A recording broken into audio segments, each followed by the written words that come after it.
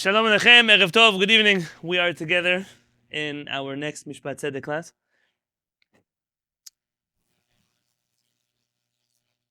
I wanted to begin studying the Pesukim that we sent out earlier this week to go over. I want to thank Chesky for making that list, and I sent it earlier this week, so I hope you had a chance to look at some of them. Today, I really want to get involved into the Pesukim that we brought from Parashat Yitro, from the book of Shemot. This is really the first time you find our legal system not just maybe explained, but also critiqued. And so if you'll have it, open up your Chumashim to the book of Shemot, chapter 18.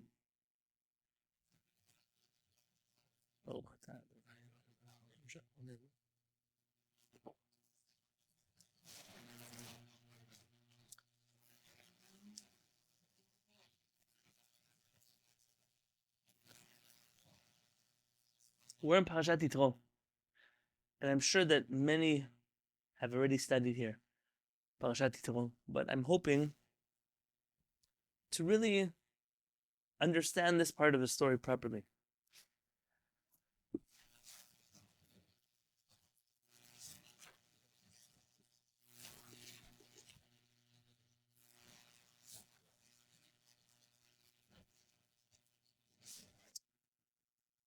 The Torah begins, Vayishma Yitro Kohen Midian. Yitro, the priest of Midian, hears. Choten Moshe, he is the father-in-law of Moshe. The word Choten, therefore, and for those of you who are in Kehillat HaShamayim, obviously some of the insights to Parashat Yitro you've heard from me before. Choten means father-in-law.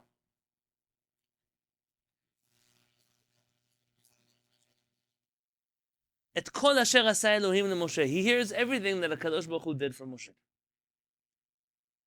Uli Yisrael Amon, to Israel, his nation. Ki hotzi Adonai et Yisrael miMitzrayim. Because HaKadosh Baruch Hu took Israel out of Egypt.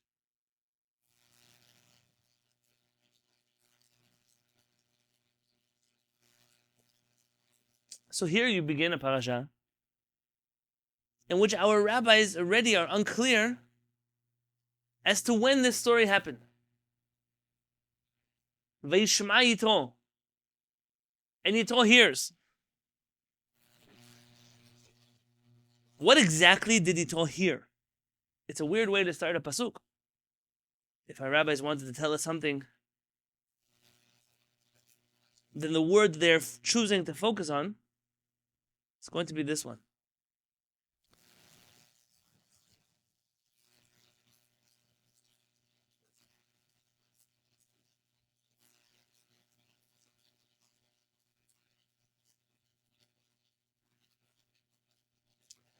Chachamim in Masechet Zevachim say the following.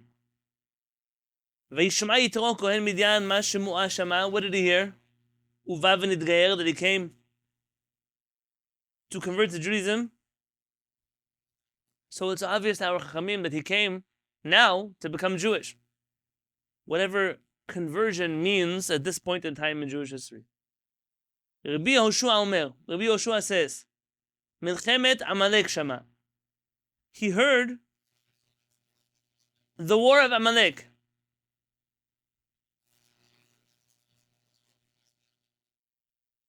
Rabbi Elazar Hamodai says, Matan Torah Shama. He heard about the giving of the Torah. Why? שכשניתנה תורה לישראל, היה קולו הולך מסוף העולם ועד סופו. That when the Torah was given, a voice went out from one side of the world to the other. And all of the non-Jews in the world, achazatan ra'ada b'chalehen, all of the kings of the non-Jews started shaking in their chambers. V'amru shira, and they sang a song to HaKadosh Baruch Hu. Like it says in Tehillim, v'hechalo kulo mer kavod.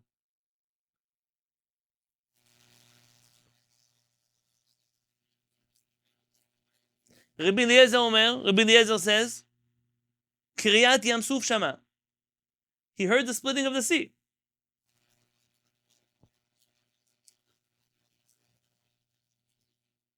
And it's obvious here that you remember when Yehoshua is speaking with Rachav, that she also tells him that we heard about what happened to you with the sea. Now tell me why it matters what he heard. What does it matter? If he heard the war of Amalek, if he heard the giving of the Torah, if he heard about the splitting of the sea, l'may nafka mina, who cares?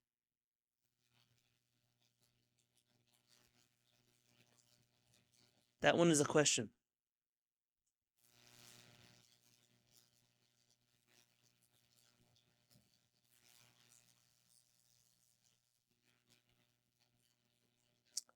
Shaar. No. What? Why does it matter what Yitro heard that made him come to Moshe Rabbeinu? Or really, what is the difference between these opinions? L'may nafka mina. Well, if the Yitro came because he heard of Matan Torah, versus if he heard about the miracles, if he heard about the miracles of splitting of the sea, and you're just joining the nation because, oh, maybe I'll be protected from this mighty God.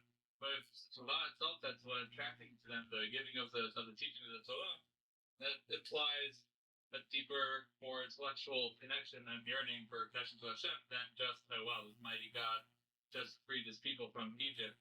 Then we go get on that bandwagon. I like it. I'm not going to argue with you. I like it. But tell me something even less profound, but more basic. Let me ask you this question. When is the Torah given? Chesky, you were saying something. Based on the reasoning to be, when did he join? Meaning? Did he come after the census? Did he only come then at which point in time did he come? At which point in time did he come? And why does that matter? Because it matters where this parasha is written inside of the Torah. When is the Torah given to the Jewish people? Now, you're sitting in chapter 18 of the book of Shemot.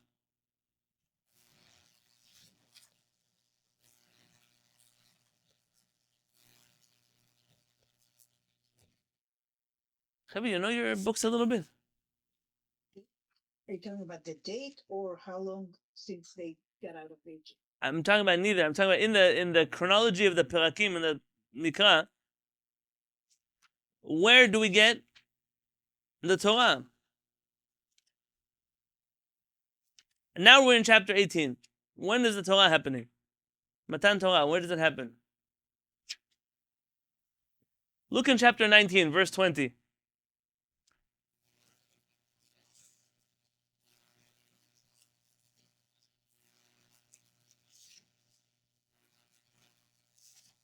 We get a Torah.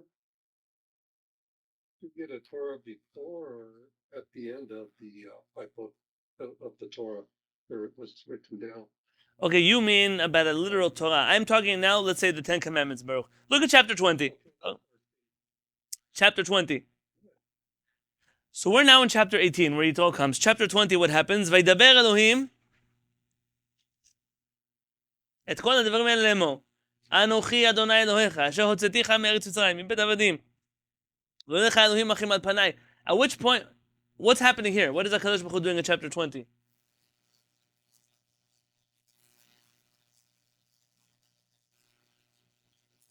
Giving the Ten Commandments. Giving the Ten Commandments. So it all comes in chapter 18. So the opinion that says that he heard about the miracles in Egypt, fine, I understand. But the opinion that he heard about the giving of the Torah, but the Torah wasn't given yet. Well, Chazal say that the Torah isn't written in chronological. Oh. So HaShamayim have a teaching that says, En mukdam u'muchar b'Torah. There is no chronology to the Torah. Okay, maybe the world is created after the giving of the Torah.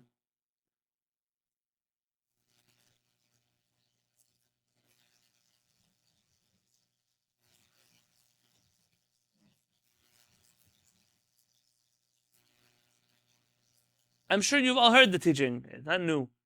That there is no chronology to the Torah. So then, if there's no chronology to the Torah, then what? What does that mean for us? How do we know when anything happens? This matter obviously involved the Chachamim of the early generation.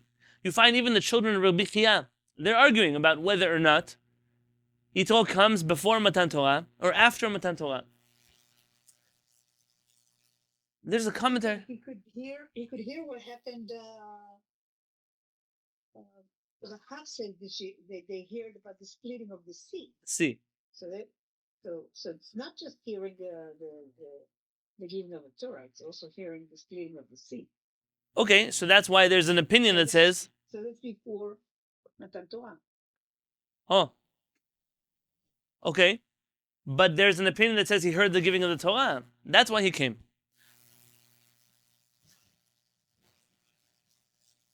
There's a commentary in the Torah written by Rabbeinu Avraham ben Rambam. I want to explain to you how the tragedy of books works. We have a commentary on the Torah from the son of the Rambam. And out of the commentary in the Torah from the son of the Rambam, we have only 2 surviving books. 2 out of 5. We have Bereshit and we have Shemot. And I'm not an expert, it could be that we don't even have all of Bereshit and Shemot. Just like the book that Rabbeinu Avraham ben Rambam wrote, HaMaspik L'Ovdei Hashem, in Arabic, the guide to serving God. The first chapter that we have today is really the 3rd chapter of Rabbeinu Avraham ben Rambam. The fact that there are useless books on the Jewish bookshelf that have lasted for so long, and books that were written by people like Rabbeinu Avraham ben Rambam, and they didn't last, is a sad testament to what Am Yisrael values and appreciates and what they don't. And an example of that is going to be here. Rabbeinu Avraham ben Rambam says something interesting. Something only Rabbeinu Avraham ben Rambam could say. I have a shiur once I taught in the UK on the life of Rabbeinu Avraham ben Rambam. Anybody know anything about him? I have a whole series on the guide to serving God, but anyone know anything about Rabbeinu Avraham?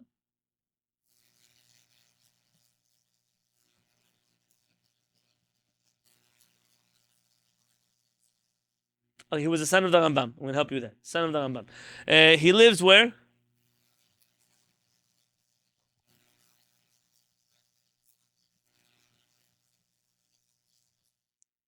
Okay, let's take a guess. If he was the son of the Rambam, and the Rambam lived most of his life in Egypt, so then his son Avraham was a rabbi in Spain, in Egypt. Now, in Egypt, Rabbeinu Avraham was not just a replacement of his father. His father was a Nagid. Remember we discussed here what is a Nagid, what is a Resh Galuta, what is a Nasi. We did all of that already earlier on in this class. Rabbeinu Avraham, the son of the Rambam, also is the rabbi of a group of Jews that is not as researched as it should be, but they are called Chasidei Mitzrayim. Have you heard of Chasidei Mitzrayim? So they were, it's a good way to maybe oversimplify who they were, but they were, you want to call them Sufi Jews, you can call them Sufi Jews. They were Jews that were very, very deeply involved in a particular ascetic, pietist life of Jewish observance. Most famously, Rabbeinu Avraham ben Rambam was known for instituting certain practices in his Kehillat that you don't see elsewhere, such as hishtachavaya, proper bowing on the floor during tefillah, and the likes, very special things that Rabbeinu Avraham ben Rambam did in his Kehillat. A favorite of all researchers in the world is to show that Rabbeinu Avraham ben Rambam is a totally different species than his father. There's the Rambam, rationalist, logical figure, and Rabbeinu Avraham is the wayward son who went in the other direction. And obviously that's something that only academics could dream up of in their nightmares. But for us, Rabbeinu Avraham is the son of the Rambam. He also has his own personality, but he's a loyal son to his father. He writes here, Vayishma Yitro. Yitro heard. HaHekesh. HaHekesh in this context would mean logic.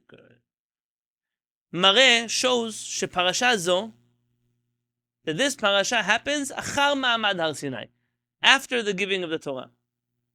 V'kach amru ketzat hachachamim zal, and some of the Chachamim said this. V'Rabbeinu Saadia zal, and Rabbeinu Saadia Gaon says this. Rabbeinu Avraham ben Ezra feels this way. By the way, it's interesting Rav Saadia Gaon, he quotes him because it's not so clear what Rav Saadia Gaon says. Rav Saadia Gaon is understood by different people differently. In fact, it could even be, if I'm remembering correctly, that Rabbeinu Avraham ben Ezra understands that Rav Saadia Gaon believes the opposite. Uvederech zo, and in this way, Haya mefaresh Abba Marizan. My father of blessed memory. Who's his father? The Rambam. You have no other book that is a commentary in the Torah where someone can say, my father, the Rambam. And somehow, for the Jewish people, this book was not worth holding on to. Now, there are all kinds of proofs why this way, but ultimately, he quotes the Ma'amar of Chachamim and Masechet Pesachim, and he says, En mukdam u'muchar b'Torah. There is no earlier and later in the Torah.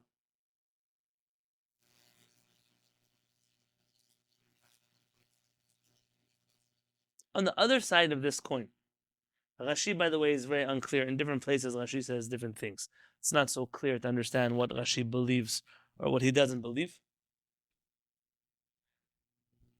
Rabbeinu Moshe ben Nachman, by the Rashbam also. So Rashbam, he agrees with the Rambam and Rabbeinu Saadia Gaon and Rabbi Ben Ezra. Rabbi Moshe ben Nachman, he says the opposite, that Yitro came before the giving of the Torah. Rabbeinu Bachye on the Torah says the same thing. By the way, there are two Rabbeinu Bachyes. Tell me who they are. They're different.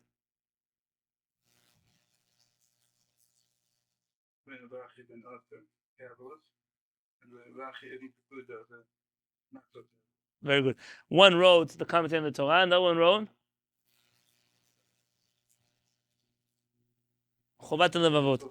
Very good. And unfortunately, over history, you see that some people couldn't differentiate between the two. It's hard to miss the difference, but sometimes people confuse the two and they don't realize they're different people.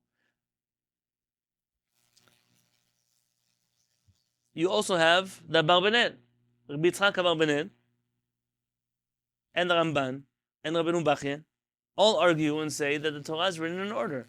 Yitro came now. He doesn't come after the Ten Commandments. And each one of them has sources and proofs in this way and that way and the other way, and why you say this and why you say that. How could it be he offers sacrifices before we have him? All kinds of things that are proving to the different chachamim, different things, the timing, the months, the days, how many days from this time to that time. I'm not coming to stick my head here, though I will find I'll share an interesting note that Mori Harav, it's always taught that Yitro came before Matan Torah. Even though in his heart, he always read the Torah like as much as he could, like the Rambam, Rabbeinu Avraham ben Ezra. He couldn't do it here.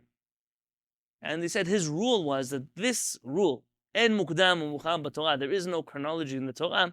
You only say that rule when there is no way to explain the verses in the correct order. But if you can, and it's likely and plausible to explain the Pesukim in the correct chronology, why would you try to turn the Torah out of order? It's not a rule we try to make one thing in front of the other thing. We want the Torah to be in order, except for a few instances where it's not. And where some might say, like Rav Saadia Gaon, or Rabbeinu Avraham ben Ezra, or the Rambam, that this is one of those instances, Mori Harav didn't agree. So number one, what do you tell here? Depends who you ask. For the sake of the literal reading of the Mikra, this is before the giving of the Torah. And he continues, Vaikach Yitro choten Moshe tzipora eshet Moshe achar shenucheha. He takes his daughter Tzipora, that's the wife of Moshe. Vet shene vanea asher shem ha'echad Gershom. The one of their names is Gershom, one of the sons. Ki amar, because he said, Ger haiti be'eretz nochriya. I was a stranger in a foreign land. V'shem ha'echad Eliezer. And the name of the other one was Eliezer. Ki Elohei avi be'ezri, because the God of my father helped me. V'yatzileni micherev Paro, and he saved me from the sword of Paro. Tell me something interesting here you see about naming names. Throughout the Mikra, you notice that our forefathers and mothers, they name their children after who?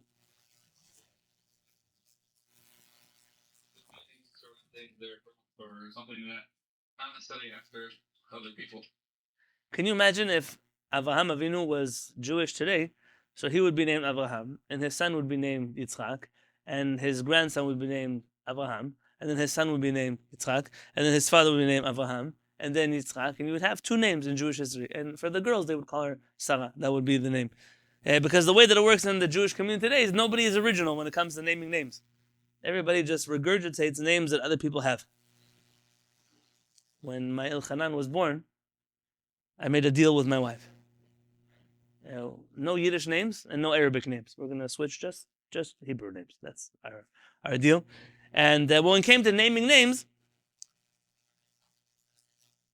I violated, at least on my wife's side, a little bit of mitzvat kibud avim. But the way it works in many families is the first one and the second one and the third one and the fourth one, they're all named after specific, the grandfather of the father, the grandmother of the mother. They have all kinds of orders how you name names. So basically, in order to have a child with the name that you want the child to have, you have to have X amount of children before you run out of all the names that everybody else already has anyways. I told my wife that I don't want my children to be tombstones. Everybody passes away, and in the grave, they have a name. And if a child is born and that name resonates with you, but if not, why should a child be compelled to take a name that doesn't fit who they are? How could it be? How could it be that people can name a name before seeing a child? Before you saw that child's face, how did you know that you already had a name picked out for them? How many times did my wife and I think we were going to name a child a certain name, and then the child was born and that's not the right name for you? A person has to not be afraid to do things that they want, to have a child with a name that they want for that child. A good name. But there are some names that our grandparents had them, or our great-grandparents had them, and in our world, you don't need to have them anymore. There was a time for those names, and those names, they don't exist anymore. And if you want your kid to get picked on at school, and you want your child to have a hard time making aliyah to Israel, and if you want, then you can name your kid all kinds of names that you want. But a person has to think a little bit about who they're naming. And then have the families fight with each other about the names and about and the people get in fist fights and they scream and they shout and they yell. For what? Because of what? Because of a name. Sometimes it gets complicated. My wife, in her family, she's the youngest of 13 children. That means that all of the children before her had children that they all named the same name. Every single one of them. Every single one of them. That means that it's not just one time they named after a grandfather. It's 12 times they named after a grandfather. So now how do you tell apart? They all have last name, the same similar last name. How do you tell them apart? The one from here and the one from there and the one born to this one, the one born to that one. Why? So you find Moshe Rabbeinu, he named his children names. By the way, he made them up. Moshe Rabbeinu invented a name, but he invented a name because the name had meaning. A klal gadol, when you name a child, not just to name the child a name that you like, but a name that means something good. And so definitely a name that does not mean something negative. I can't tell you names now on the camera because I'm bound to offend people. But there are some names that you name a child, you say, why would you want your child to suffer so much? You see names, you name a child. Mori Harav, I'll tell you about him. My middle name, you know what my middle name is? My middle name is Yaakov. So to all the Yaakovs here, I'm apologizing already. I have some Yaakovs here. I think I saw Jacob here before. I'm apologizing to the Yaakovs in the room. Mori Harav always said that if he could go to his parents when he was born and tell them, don't name me Yaakov, name me Israel. Why? Yaakov is the name of our forefather when he suffered and his life was miserable and all kinds of bad things happened to him. He said, but Israel is the name he got that was a name of success. So if you could just tell them, please name me the good version of my name, not the bad version of my name. ויבוא יתרו חותן משה ובניו ואשתו על משה אל המדבר אשר הוא חונה שם הר אלוהים. Yitro comes to the desert where Moshe Rabbeinu is camped in the mountain of HaKadosh Baruch Hu. ויאמר אל משה, and he tells Moshe, אני חותנך יתרו. I am your father-in-law Moshe, יתרו. בא אליך, I am coming to you. ואשתך ושני בניה עמה. And I and my daughter and my two sons, your two sons are with me.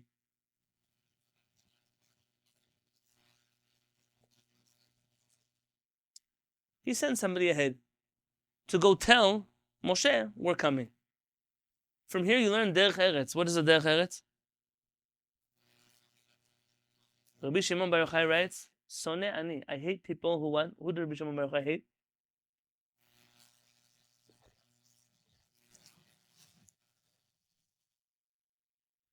People who go inside of a door without knocking on it first. Jewish people knock on doors. Not to surprise people. There's a famous story in Masechet Derech Eretz. Familiar with Masechet Derech Eretz? I don't know if the yeshivot that study Masechet Derech Eretz, but it's a real Masechet. In Masechet Derech Eretz, there's a story there about the Chachamim that go to visit Philosoph. Philosoph was a pagan priest. At least that's what the commentators there say. They went to go visit him. And when they knocked on the door, he already realized, well, if somebody's knocking on the door, it must be that it's the Chachamim that came to visit me. How did he know? How did he know that Chachamim came to visit him? Because everybody else just shows up. The Chachamim, they warn you a little bit first. I had a rabbi in yeshiva when I was in high school. He was the rabbi of the dormitory. I mean, his job was to get people in trouble for doing things they shouldn't do.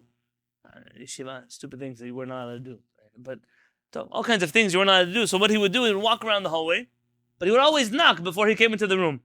And you think if you're trying to bust somebody, you're trying to surprise somebody, how do you knock? Why do you knock? What's the reason for knocking? And he would always say he's not exempt from acting with derech eretz. Just because he's the rabbi of the dormitory doesn't mean that he's able to knock and come in wherever he wants.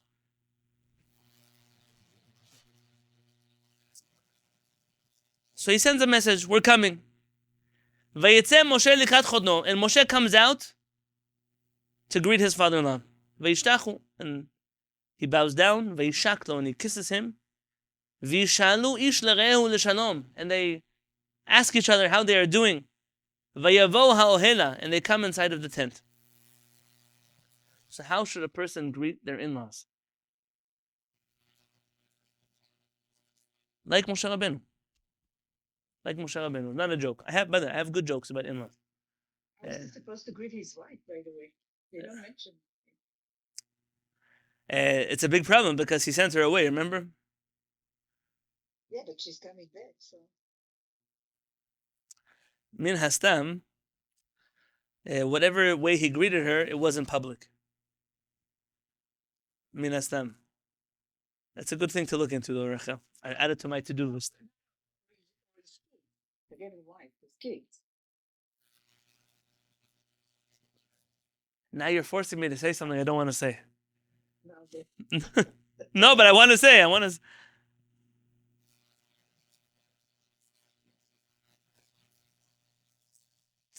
Sometimes we, after spending too much time in Galut in the West, we forget our culture. Have you ever seen Arabs, how they greet each other? And please don't accuse me of believing the Arabs have too much culture, but a lot of their culture is bound with our culture. They have a minhag, when a chatan and kala, they get engaged, they get married, they come, you can see videos online about this. When they come into the house, the chatan comes to the house of his new family, how he greets them. Have you ever seen these? Have you seen how this works? He brings gifts for everybody there. For his mother-in-law, for his father-in-law, for his future wife, for the sister, for the brother, for the who he kisses, who he doesn't kiss, who he touches, who he doesn't touch, who he bows down to, who he doesn't bow down to. We used to have a talmud. If you're greeting a group of people, your father-in-law, your wife, and your children. So, min hastam, and you might not agree with what I'm saying, I'm not sure I agree with what I'm saying, but min hastam, the culture here would be to greet the most important person the most. That's what you focus on. Almost, that if you were to greet the other people, imagine if imagine that the President of the United States came to visit you. It doesn't matter which president, this one, the next one, the last one, I don't care. But the President of the United States came to visit you, and he came with his secretary, and you said hello to the secretary before the president, or even you asked, meet with the president. Okay, did you meet the aides of the president? Sure, I did. How did you speak to them? I don't remember. I was just focused on the president. A similar idea would be here with his father-in-law. That's what I think. But I don't think you have to agree with me. It's what I think. But this is a way that a person has to greet their in-laws. in a reality where people are normal people and people are nice to each other, people are healthy with each other, people are kind to each other. Those are all huge assumptions because unfortunately, in the world in which we live, it seems like sometimes, and I Zachiti, I have in-laws, not they live far away from me, but they don't bother me. My in-laws never in my life have told me something interfering in the way that I live my life. And you would think that my lifestyle and my in-laws' lifestyle is very similar. They could be nothing further from each other. But always with my children, they're your children. It's your house. It's your. But there are people, their attitude is that if I'm the mother-in-law or I'm the father-in-law, then my job is to make sure that this couple suffers for the rest of their life. That's their job. It's a holy mission. They have a mission. The mission is, how can I make your life miserable until I die? And it may sound like a joke, but it's not a joke. It's something that you see Ma'asim B'chol Yom everywhere. And sometimes you have the other way around. Sometimes the daughter-in-law or the son-in-law. Their mission is, how can my spouse's parents suffer the most because now I have them and they're not your child anymore? And maybe and this is an extreme in every direction. Good. So don't go to the extreme. Go to the middle. The very simple reality should be that if you marry somebody, you also marry their family. In a world, assuming, I said there's an assumption. The assumption is everybody is healthy, and everybody is nice, and everybody is kind, and everybody is good, and everybody is has Yirat Shamayim. They love HaKadosh Baruch Hu. They want to do what's right. So they would recognize if my child marries somebody, that person is my child also. In an ideal reality, that's the reality. Moshe Rabbeinu loves his father-in-law. There's a machloket in halakha whether you have to respect your in-laws. And I'm glad that Moshe Rabbeinu comes out on this side of the halakha. ויספר משה לחותנו כל אשר עשה אדוני לפרעה ולמצרים. And Moshe tells Chotno, his father-in-law, everything that HaKadosh Baruch Hu did to Paro and to Egypt. על אודות Israel and to Israel. את כל התלאה, all of the stories, אשר מצאתם בדרך ויצילם אדוני, which happened to them along the road, and then HaKadosh Baruch Hu saved them.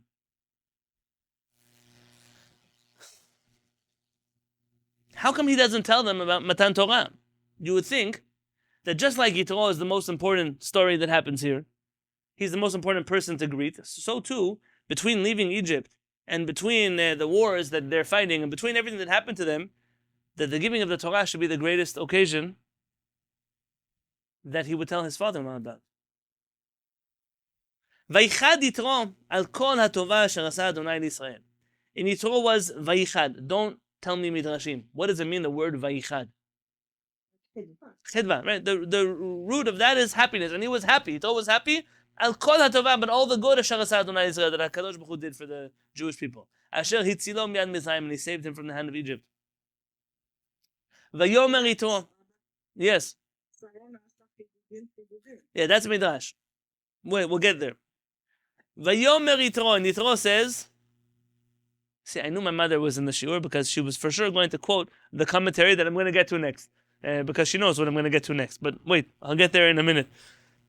Vayomer Yitro, and Yitro says, Baruch Adonai, blessed is Adonai, Asher hitzil etchem miyad Mitzrayim miyad Paro, who saved you from the hand of Egypt and the hand of Paro. Asher hitzil et ha'am mitachad yad Mitzrayim, who saved the nation from under the hands of Egypt. Ata yadati, now I know. Ki gadol Adonai mikol Elohim, because Adonai is greater than all the gods. Ki bedavar asher zadu alehem, veikach Yitro. Choten Moshe, ola uzvachim leElohim, and Yitro takes offerings to HaKadosh Baruch Hu. Vayva Aaron, v'chol ziknei Yisrael, lechol lechem michoten Moshe lifnei Elohim. And Aaron and all the elders, they all come to eat a meal with Yitro. Again, what do you see here? The leadership of the Jewish people comes to respect Yitro, but more than that, family. Your brother, your sister married somebody else, and their father-in-law comes to visit town, they're also your family. I feel sometimes like I'm speaking things that I shouldn't need to say, but I know that the Jewish culture that we live in today, they're my sister-in-law's parents. What do I care about them? But they're your family now. It's your family.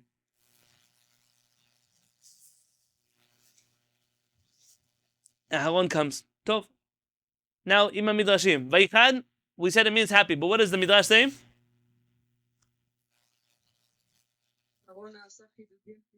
What does it mean? It's me, like I got the chids. I don't know the name now. Goosebumps. Let's call it goosebumps. So, Lama, why does he feel that way? Sometimes it's excitement. Or maybe because... Received it all already. Okay, wait, no, now you're forcing me to say about the giving of the Torah. I want to say, why chidudin? Why does it happen to him this way? What is he feeling?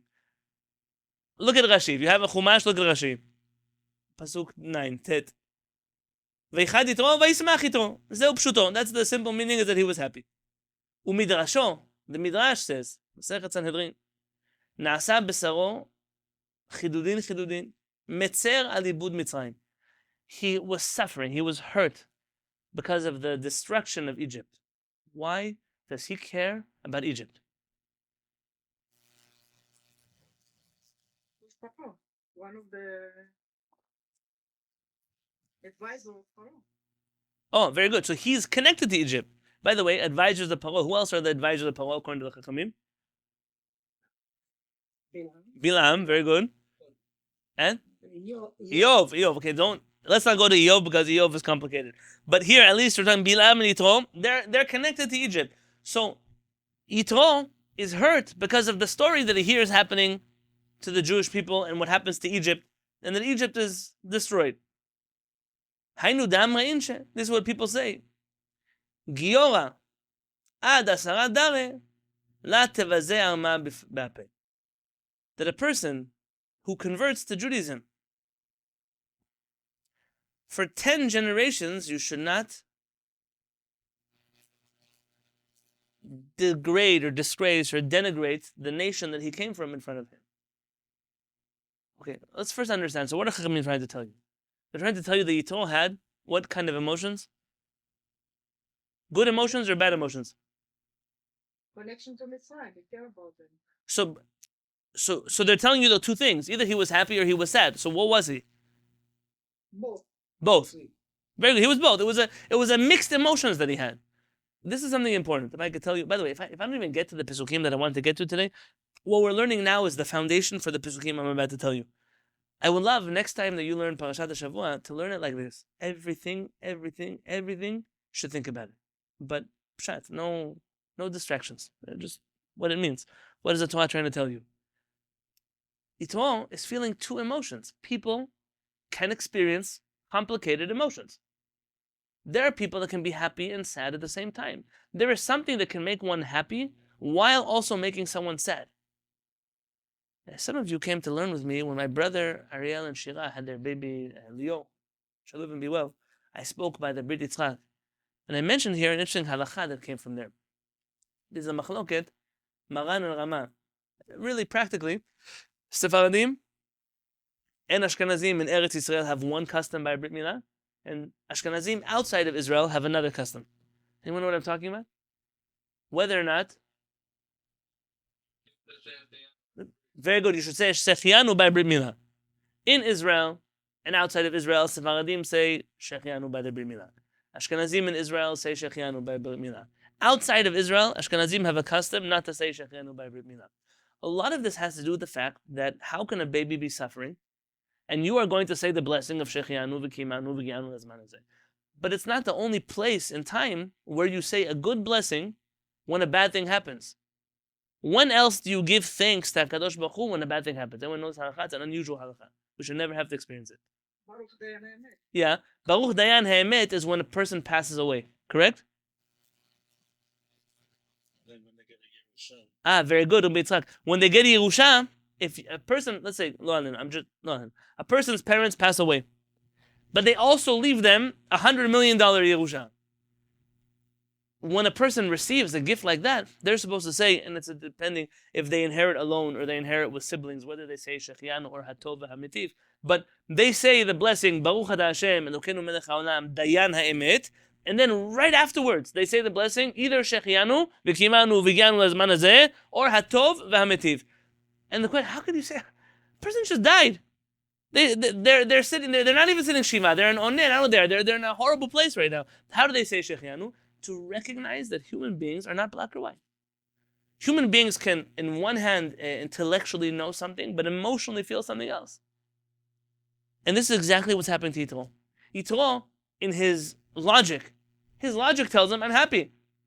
I believe in HaKadosh Baruch Hu. I believe in the Jewish people. Moshe Rabbeinu is my son-in-law. I'm grateful for what's happening here. But emotionally, there is a part of him that is sad. It hurts. It hurts to think of the friends that we lost. It hurts to think about the people that we left behind. And then Chachamim give you practical advice from here. That when it comes to Gerim, one should be careful what you say about the nation that people come from. I am particularly sensitive to this. Baruch Hashem, HaKadosh Baruch Hu has made my portion that I have merited to be very involved in the world of Giyur. And I can tell you that Jewish people are not careful. They're not careful. There are people that are in your Kehilot, they're in my Kehilot, they're in all of our Kehilot. They come from Muslim families, and they became Jewish. The next time you're going to say something cool or insensitive, which you shouldn't teach yourself to say anyways, but recognize you're talking about somebody's parents. You're talking about somebody's brother or sister.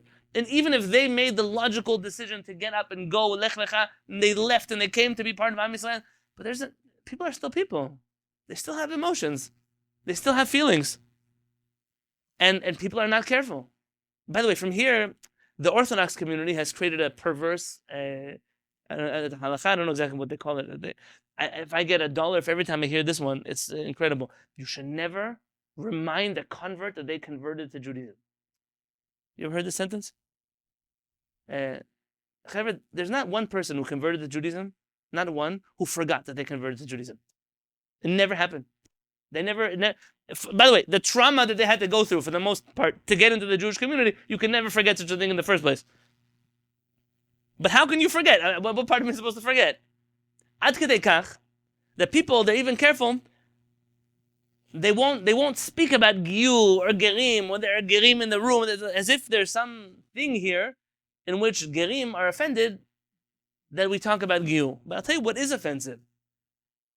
When people live in communities where Gerim are treated like second or third or fourth or fifth, I keep going because the list gets longer, class citizens, then in that kind of reality, you're dealing in a situation where even Gerim try to hide the fact they're Gerim. How many Gerim go to the Torah and they say, please just say Ben Avraham and don't say Ben Avraham Avinu, because I don't want everyone in the community to know that I'm a Ben Avraham Avinu. Because what's going to happen to me? What's going to happen to my children? What's going to be with the schools? What's going to be with the shidduchim? What's going to be? In our Kehillat, we're crazy people here in Kehillat HaShamayim. When someone finishes their Bedin process, the whole community makes a celebration for them. Kiddush, Shabbat, becomes a celebration. And then every year afterwards, every year afterwards, we make a celebration again. How on earth can someone make a decision to leave everything and to join Am Yisrael, and they're supposed to live incognito, undercover in the Jewish community as some type of crypto gerim that nobody should know? Why should nobody know? This is the greatest thing that we can point. It's a great al tzadikim v'al chatzim al gerei hatzedek v'alenu. This is who we wish to aspire to be like, and not as some fetishization or some weird people that have made the logical decision to believe in everything that HaKadosh Baruch Hu put in the Torah. Something we can learn from.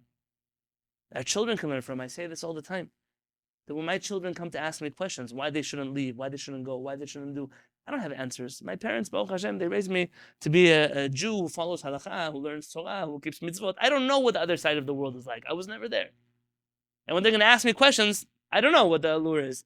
But I can tell you that in my Kehillat, there are people that lived there, that knew that world, and they chose to leave it. And those are the people that are going to teach my children Torah. And those are the people that tell my children why they should stay inside of the Jewish community. It takes a village to raise a child. Here, there's a sensitivity. The sensitivity is not to remind people that they're gerim. The sensitivity is to recognize that there are many different people that sit with us. And it's not a good thing in general to mock other people's families. And that brings us to Yitro. Yitro is here with Moshe Rabbeinu. I took a really big tangent on Yitro I did not intend to take. I'm just reading this Pesukim, and every time I read about Yitro and Moshe Rabbeinu, I get excited. Maybe just one more thought. Mori Harav, used to quote a question that was asked by none other than Rabbi Chaim Kanievsky. Now, I know that many people here probably have many thoughts about the Haredi world and the leaders of that world. And I'm just going to say that sometimes, and I'm speaking in a hint so you don't hear me spell anything out, sometimes when people were young and they were with it cognitively, they were tremendous Talmidei Chachamim, and then later in life, the community manipulated such people and did with them what they wished. And he asked the question, Moshe Rabbeinu is busy serving his father-in-law, feeding his father-in-law. All kinds of things Chachamim say Moshe Rabbeinu did for Yitro. Now there's a halakha. Halakha says, Av shemachal al kivodo. If my father comes into the room, or my mother comes into the room, I have an obligation to stand for them, for example. Let's say my father tells me, I don't want you to stand, sit down, you're teaching the shiur. Can I listen to him? Can he forego his honor? Yes. Of course, yeah. Can your mother say, come, you can sit in my chair, it's okay, do your homework in my chair? Can my mother do that to me? Yes. Yes. The king, Melech shemachal al kivodo. A king, can he say, come, sit on my throne? It's not machul. He cannot forgive. He cannot forego his honor. If the king says, don't worry, don't stand up for me, can he say that? No. No. Now, by the way, what's a lesson here? Whose honor is the king? It's not his. It's not his to give away. So, Moshe Rabbeinu, his halachic status to the Jewish people, I know we don't usually talk about this part of Moshe Rabbeinu. His legal status in the Jewish people is what? What is he? He is the king, not like a king. He's a melech. Moshe Rabbeinu's legal status is a king. He's a king without a crown. But really, on the part that he's Yitro's son-in-law, we understand why he serves him and bows to him. But how can he do that as the king of the Jewish people? How can he do it? And you don't have to accept this answer. But Mori Harav used to always say, Rabbeinu Rambam writes one of the 13 principles of our faith is to believe that Moshe Rabbeinu is qualitatively a different prophet than any other prophet that we have. And one of the main differences is that his prophecy with the Kadosh Baruch Hu, B'chol beti ne'emanhu, he's loyal. Everywhere in my house, he's welcome. Moshe Rabbeinu is panim el panim. He speaks to God face to face. He doesn't faint. He doesn't have seizures. He doesn't shake. He speaks to Kadosh Baruch Hu the way we are speaking now, even without Zoom. How did he reach that level? What is Moshe Rabbeinu's greatest quality? Anav. Vaish Moshe Mikol Adam. He's the humble from all of the people in the world. Mori Harav used to say that if Moshe Rabbeinu was to behave in any fashion, in a way that was not completely in line with his character trait of anava, of humility, he would have not received any of the prophecy that he had, at least not on the level that he received it, not in the way that he received it. And that's the answer to the question. If Moshe Rabbeinu wouldn't serve Yitro, if he wouldn't bow to Yitro, yeah, you're right, then he would be the king of Israel, but he would not be Moshe Rabbeinu. This is a part of who he was. We received the Torah not from some egomaniac on Har Sinai, some charismatic leader who manipulated us on the way out of the desert. We received the Torah from Moshe Rabbeinu, Ish Elohim, Bechir Kol Nivra, the choicest of all creations on earth. That's who gave us the Torah. Now this creation that HaKadosh Baruch Hu gave us, the gift of Moshe Rabbeinu, and I think that over the years, we have stopped talking so much about Moshe Rabbeinu. And because if we talked about him too much, then okay, so the Christians have Jesus and the Muslims have Muhammad and we have Moses, and we don't want to sound like that. But it's a mistake. Not as a mistake. We should not worship people like they worship people. But it's a mistake that we don't recognize that part of our emunah and HaKadosh, part of our relationship with HaKadosh Baruch Hu is to understand who Moshe Rabbeinu was. Who was the prophet that was Moshe Rabbeinu? He told us days. Vahi mimachorat, it was the next day. Vayeshev Moshe lishpot et ha'am, and Moshe sits down to judge the people. V'yamod ha'am al Moshe, and the nation stands on Moshe min haboker v'ad ha'arev. They're there from day to night. There's a long line to get into the Beit Din of Moshe Rabbeinu. Vayar choten Moshe et kol asher hu oseh la'am. And the father-in-law of Moshe, Yitro, saw everything that he's doing for the people. Vayomer, and he says, Ma hadavar hazeh asher ata oseh la'am. What is this thing that you are doing? Madua ata yoshev levadecha. Why are you sitting alone? V'chol ha'am nitzav alecha min boker ad arev, and the whole nation is there waiting for you from day and night, from the morning till the night. Rabbeinu Avraham ben Rambam says that Yitro was amazed at the system that Moshe Rabbeinu had. He was watching Moshe Rabbeinu. He was learning from Moshe Rabbeinu. Moshe Rabbeinu was not a regular person. He was in awe at the legal system of Moshe Rabbeinu. That's why it says, Ma hadavar hazeh. What is this thing? This particular detail bothered him. And not Moshe Rabbeinu's system didn't bother him. This particular detail. Vayomer Moshe lechotno. Moshe tells his father-in-law, Ki yavo elayam nidosh Elohim. The people are coming to me to ask for the word of God. Ki yeh lehem davar. When something happens to them, ba elai v'shafati ben ish uven reu. They come to me and I judge between them and their friends. V'odati et chukei Elohim v'torotav, and I teach them the laws of HaKadosh Baruch Hu. Vayomer choten Moshe elav, and the father-in-law of Moshe says to him, Yitro, Lo tov hadavar asher ata oseh. Again, this one thing that you're doing is not good. Navol tibol gam ata gam ha'am hazeh asher imach. Navol tibol. What is navol?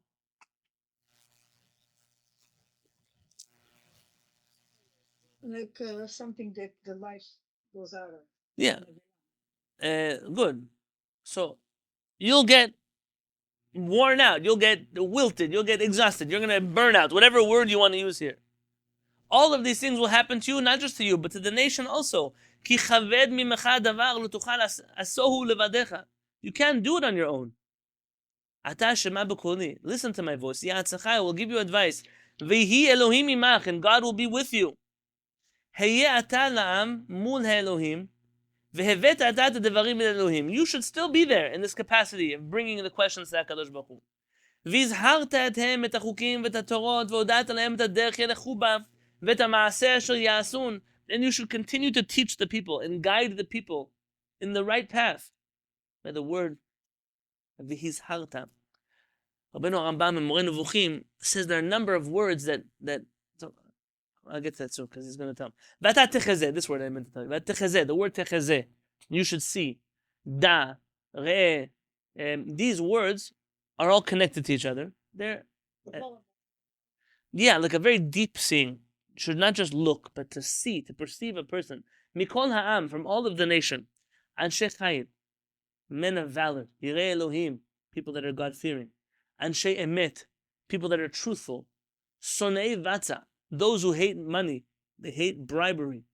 By the way, all of these terms have legal definitions that Rabbeinu Rambam in the laws of Sanhedrin is going to teach us. So you have to choose leadership.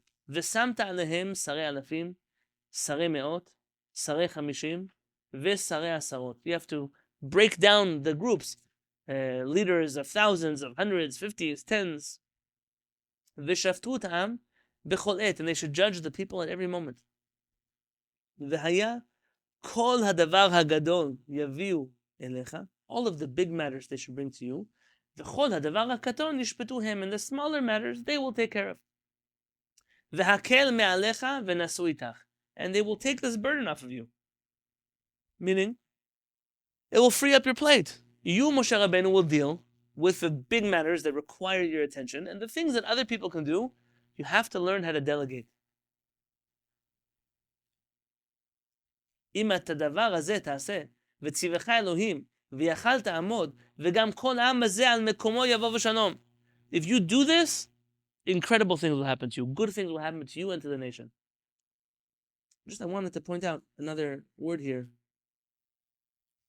In the list of things that he says that a judge has to have, אנשי חיל, יראי אלוהים, אנשי אמת, שונאי בצע, מכל העם, those words, מכל העם, from the whole nation. They're very important. Rabbeinu Avraham ben Rambam says, Mikol ha'am, from any tribe, from any background, from any people. It's very important. You don't just choose people that are miyuchasin, people that are related to the right people. You're in an interesting world today where the rabbinate, leadership, politics, corruption, nepotism, it's everywhere. He's saying you have to choose the people for the job that are worthy of the job. Even in our bedin, I wrote in I had some questions about appointing different dayanim in our betadin, and our parents always told me, don't worry about the external factors. Worry about the people that are really fit for the job. And what does Moshe Rabbeinu do? Vayishma Moshe lekol chotno, vayas kol asher amar. Moshe Rabbeinu listens to his father-in-law, and he does everything he said. Vayivchar Moshe anshe chayil mikol Yisrael. Moshe Rabbeinu chooses people of valor from all of Israel. Vayiten otam rashim al ha'am, and he appoints them over the people. Sarei alafim, sarei me'ot, sarei chamishim, sarei asarot. He does exactly what Yitro tells him. V'shaftu et ha'am bechol et, and they judge the people constantly. Et hadavar kashe yaviun el Moshe, v'chol hadavar katon yishpetu hem. The big things they brought to Moshe, and the smaller things they judged on their own. V'yishalach Moshe et chotno, v'yelech kol arzo. And Moshe dismisses his father-in-law, and he returns back to his country. Rashi, interestingly enough, says, why does he return to his country? Because of Mechilta. Mechilta says he returns to go convert the rest of his family to Judaism. Interesting. Not for right now. So you find here, step number 1. Yitro is warning Moshe Rabbeinu that there's a problem with the legal system. It's not a problem of righteousness. It's not a problem of the way he judges. It's not a problem in the laws themselves. What is the problem that Yitro identifies in the Jewish legal system? Then Moshe does everything right. Moshe Rabbeinu does everything on himself. Which problem does that create? It's an administrative issue that Yeah. Yitro has experience with administration and Moshe doesn't. Okay, I'm not going to say what Moshe Rabbeinu doesn't have experience in. Moshe didn't delegate. Rabbi Yitzchak is correct. It's an administrative issue. I mean, there's a problem here. So what does administration have to do with the law, Rabbi Yitzchak? Well, it's how it can be implemented amongst the society. Yitro has experience with dealing with a society of people who are following the system. But why is Moshe Rabbeinu judging everyone on his own? Presumably, what's the reason he's doing that? Because he's Avnei. Okay. But someone tell me, why is Moshe Rabbeinu so insistent to do this on his own? I think he still needs to teach them. No? Teach who? Every time you transmit to another person, you lose some accuracy. Okay. So if you work directly from Moshe, you know directly from Moshe. No intermediate. Moshe Rabbeinu wants to ensure a Mishpat Tzedek. He wants to ensure righteous law is taking place, righteous judgment. And so the way that he does that is to make sure, listen, I'm Moshe Rabbeinu, I know HaKadosh Baruch Hu, I'm not going to make a mistake. I'm going to take care of the Jewish people myself. They're my people, let me take care of them. But that creates a different problem. What's the problem that it creates? No system, yeah. There is a system. Everyone stands in line for a whole day. What's the problem? In America, you have a value in the legal. For success for the future when he's not around. Okay, you're worried about the future. Yitro was worried about today. In America, people have a right to. Like to in a fast manner. Right. Like she put in a timely manner. Very good. That you deserve to have your judgment dealt with in a timely fashion. Can't be sitting around forever. But what is forever then in Yitro's opinion? A whole day. A whole day is too long. Do you know what the legal system looks like today? Mom. Do you know how long people wait until they even get their day in court? It's not a normal reality. Yitro bothers him a day. People are waiting around the day, and then he's worried about something else. He's worried about that an overburdened system will burn out Moshe Rabbeinu, because Moshe Rabbeinu is also a person. It's also going to burn out the Jewish people. The Jewish people will start to despair in the system. And the moment they don't believe anymore that the system can work for them, the system can provide them answers, the system can bring them justice, what do they end up doing? What is the inevitable that will happen to a population that does not trust its system?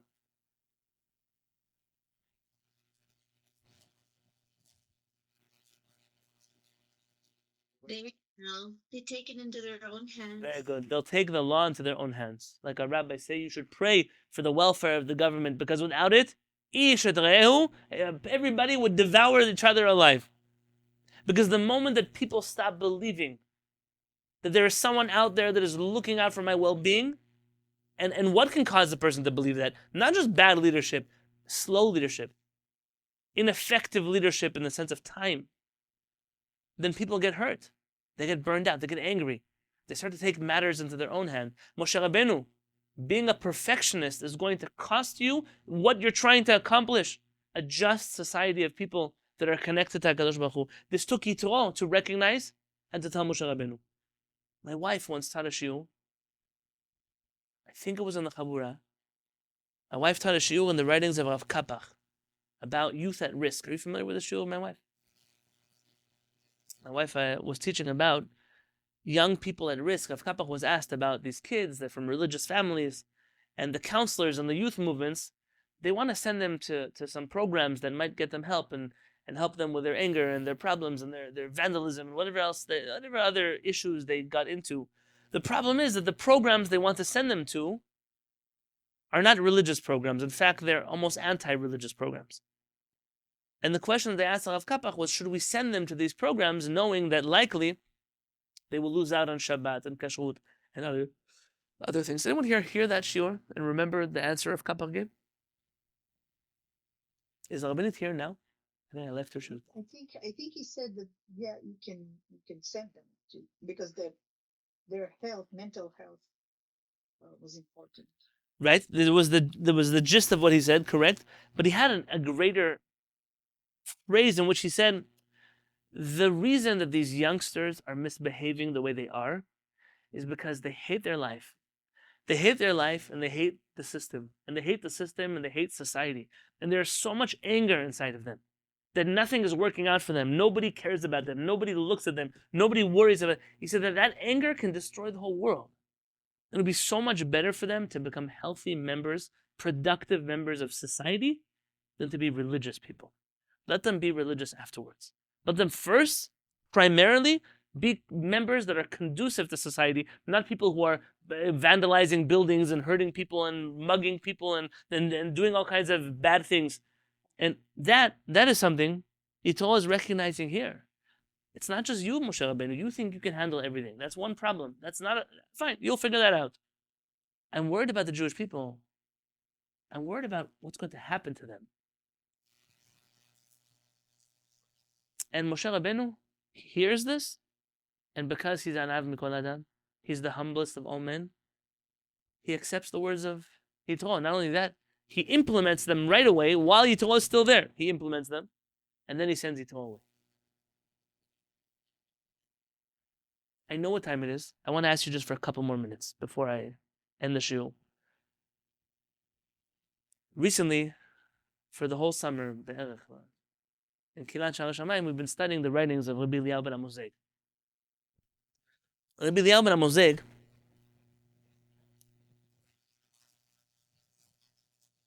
before I get to Rabbi Eliyahu ben Amozeg, to summarize, in this week's shiur, you study the Mikra, which Yitro tells Moshe Rabbeinu what you need to look for when appointing leaders. All of those things that he said, those are important qualities. On top of that, the reasons that Yitro was worried. Yitro was worried about the well-being of society. It's not just important to have a system that is just, but it has to be a system that is efficient and a system that is effective. And the way to do that is through proper delegation. You could still leave matters that require greater judgment to people that are greater than that. But at the end of the day, there has to be an answer for everybody in a swift fashion. Rabbi Eliyahu ben Amozeg. Rabbi Eliyahu ben Amozeg was an Italian chacham.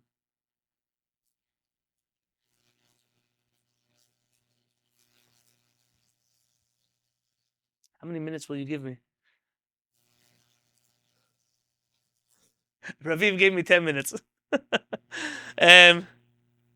You know what? Challenge accepted. Rabbi Eliyahu ben Amozeg was a chacham who, if you've never studied his writings, you've lost out on something very sweet and very precious. And the problem with quoting Rabbi Moseg in the climate that we're in today is that might not be as popular because he wasn't an extremist. He was the exact opposite of an extremist. And I know even inside of the community of people that learn Torah, there are all kinds of opinions. And everybody wants to stick you in a box. You know what? Let me bring you a quote from the Rabbi Moseg. Don't go anywhere.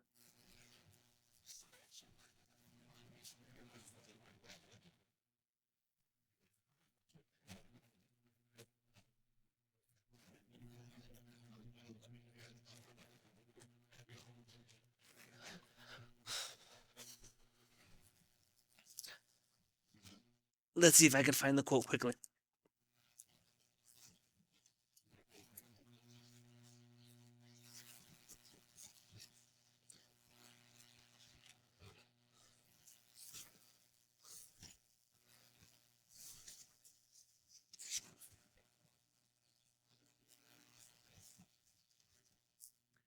Rabbi Moseg was a rabbi in Italy. And Italy, as I told you, I think last week, is a crazy place to be a chacham, because over there the rabbis were very independent, which is a crime today. But Italy also straddles east and west. It sits in the middle of the world. And the rabbis of Italy also occupy a very interesting place. Rabbi Moseg was a contemporary of Shadal, Rabbi Shemuel David Luzzatto. The Chabura recently published some correspondence between them, if you have a chance to read that. There's an article in the Kehillat journal. I don't remember who wrote it. It's called Let Him Bray, Letters Between Shadal and Rabbi Moseg. Rabbi Moseg in 1871 had his books burned by the Chachamim of Syria and then banned by the rabbis of Yerushalayim. It really broke his heart. He wrote a book, a number of them. The one that we study here in the Beit Knesset is called Israel and Humanity, Israel ve'Enoshut. It was written in French, even though French was not his language. He spoke Italian and Hebrew and many other languages, but this was his book, the politics of which I will discuss at a different time. He wrote a 5-volume commentary in the Chumash called Em Lamikra, and that's the book that got him in trouble. In there, he quotes from all kinds of things, not just Jewish commentaries, but he quotes from the New Testament extensively. He quotes from other religions. He quotes from Greek philosophers, from archaeologists and historians, and it wasn't the kind of book that led the establishment to really appreciate him and love him, but that's exactly what makes that book so special. And he wrote a book, it was not a book really, it was published as essays in a journal to the rabbis of Jerusalem. It's called Tzori. It doesn't matter. In there, he writes the following. He says about himself, I am neither a rebel nor a recognized writer, neither a heretic nor a believer, neither infidel nor Kabbalist, neither philosopher nor rabbi, neither blasphemer nor orator. I am neither assimilated nor awaiting the Mashiach. I am neither Hillel nor Shammai. I am neither day nor night. Rabbi Moseg, in the ideal of moderation, found himself attacked from all directions. And yet this paradox, who was Rabbi Moseg, is precisely what gave birth to this work that we study here at the Kehillat, Israel and Humanity. And in it, there's a thesis, main thrust of Rabbi Moseg's writings, that the relationship between Israel and humanity, the Jewish people and the world, is that HaKadosh Baruch Hu wanted to bring goodness to the whole world. There is a universal religion, for lack of a better phrase, that the whole world deserves and needs to aspire to. The problem is that when the Jewish people came into creation, the world wasn't ready for that religion yet. And therefore HaKadosh Baruch Hu gave the Jewish people a Torah, which contained inside of it 2 Torot, a universal Torah and a particularist Torah. Universal Torah, which is for the whole world, not just the 7 mitzvot of Noach. A universal Torah and a particularist Torah that's relevant only to Jewish people. If you wanted to think a little bit, just logically, what are those 2 Torot? There's a Torah that is a Torah that is logical. Respect your parents, honor your father and mother, don't steal, don't cheat, don't murder, all of those mitzvot. The world deserves all of them. And there's particular ones like shatnez, don't mix wool and linen, or kashrut, or Shabbat, or things that are not necessarily relevant to the entire world. And the reason that HaKadosh Baruch Hu gave the Jewish people the particularist Torah was to keep them separate from the rest of the world. But if we're supposed to influence the world, what's the point of staying separate? To stay separate from the rest of the world until a time in history where the world would be receptive to the Torah without corrupting the Jewish people. And the Jewish people could survive until that time without being corrupted by the world so as not to lose the universal message that HaKadosh Baruch Hu gave them. And essentially, Am Yisrael, with our system of halakha, are waiting for what you might call a messianic era, which is finally to unleash the inside of the Torah, which is intended for the whole world, the vision of the prophets of Israel for the world. And the book is a very, very, very deep work that requires a very open mind. And it's not for everybody. I don't recommend it for everybody. But for those who would appreciate that, it's a very, very special book. It's okay that I have a kehillat here. What can I tell? I like my community so much. I love them. This is where I get to teach and learn and say things that I don't get to do anywhere else in the world. Here is one of those places, which is why I'm introducing you to Rabbi Abba Moseg.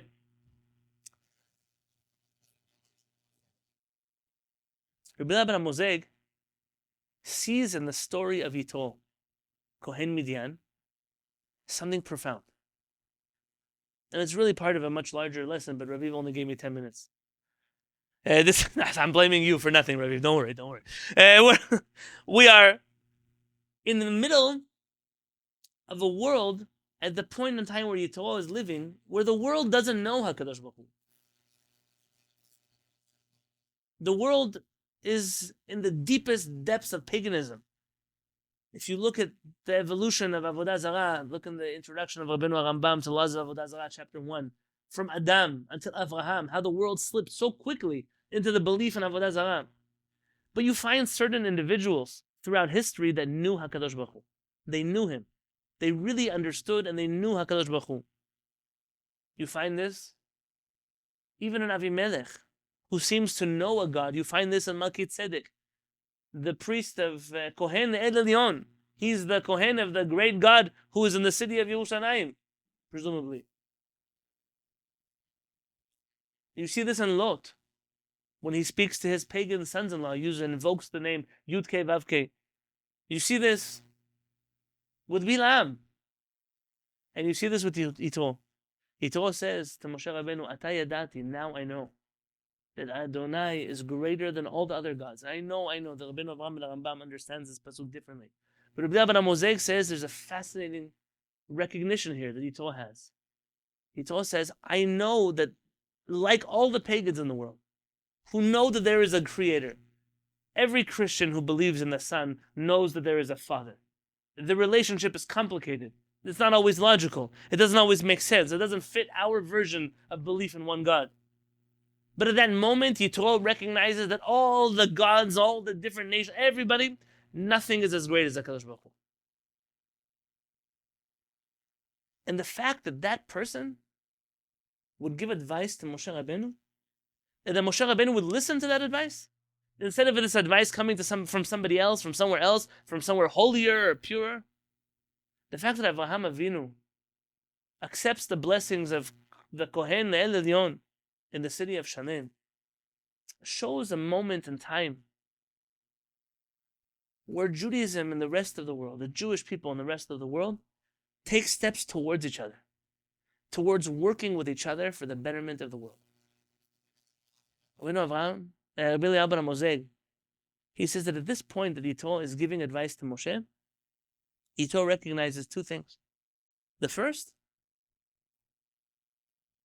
that he recognizes is Gadol Adonai Mikol Elohim, that HaKadosh Baruch Hu is greater than all the gods. He's blown away by the experience of HaKadosh Baruch Hu that he experienced here. But the second, he recognized that the Jewish people, under the leadership of Moshe Rabbeinu, have separated themselves from the world for a very noble purpose. That his son-in-law Moshe Rabbeinu, that his children, and his daughter Tzipporah, his grandchildren, are destined to bring the world very great things. It's a certain moment where he has to stop, because Moshe Rabbeinu has taken a step beyond him. And he's going to continue into history, Moshe Rabbeinu, giving children and grandchildren and great-grandchildren who bring about godliness to the world, and maybe even one day, the family of Yitro that stayed in Midian, and the family of Yitro that went with Moshe Rabbeinu to Eretz Yisrael, that one day in a messianic era, the two of them can stand shoulder to shoulder and worship HaKadosh Baruch Hu together. All of that begins here. It's no mistake that in the Torah, you find these great non-Jewish personalities, great people that have pagan origins, but who recognize the greatness of HaKadosh Baruch Hu and the chosenness of the Jewish people. And when we said a few weeks ago that part of the Sanhedrin, part of the Mishpat Tzedek that is in the world is not just to bring law and order to society. It's not just a dry legal system, but it's a system that is intended to bring down, like the Ran Rabbeinu Nissim said, to bring divinity to the world. Yitro recognizes it. And he recognizes that the system, because it is so much greater than even the Jewish people who are standing in line recognize, he knows he has to get involved. Because Yitro cannot afford to see a world where the Jewish courts, where Moshe Rabbeinu's people get so burnt out that thousands of years later, there'll be nothing left to bring to his other family. And I think that if we recognize that greatness of Am Yisrael, what we wish to bring to the world, it makes me emotional to think about it. To think that Yitro is one of those people who really knew. And it's for that reason that Moshe Rabbeinu takes his advice on how to lead the Jewish people going forward. Because he recognizes that, like Yitro, there is something great that is destined for the Jewish people. B'ezrat Hashem, we're going to continue exploring that next week.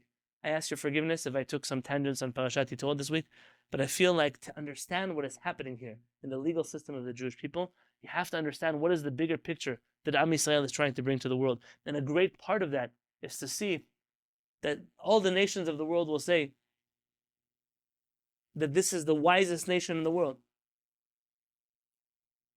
And the way they see that is by watching Am Yisrael in operation. To see the laws of the Jewish people not just bring law and order and justice, but to bring divinity. To make the nations of the world say, Ata yadati, now I know. When I've experienced Am Yisrael, now I am certain that HaKadosh Baruch Hu is the greatest God of them all. We should merit to live to see that day. Thank you so much for learning with me.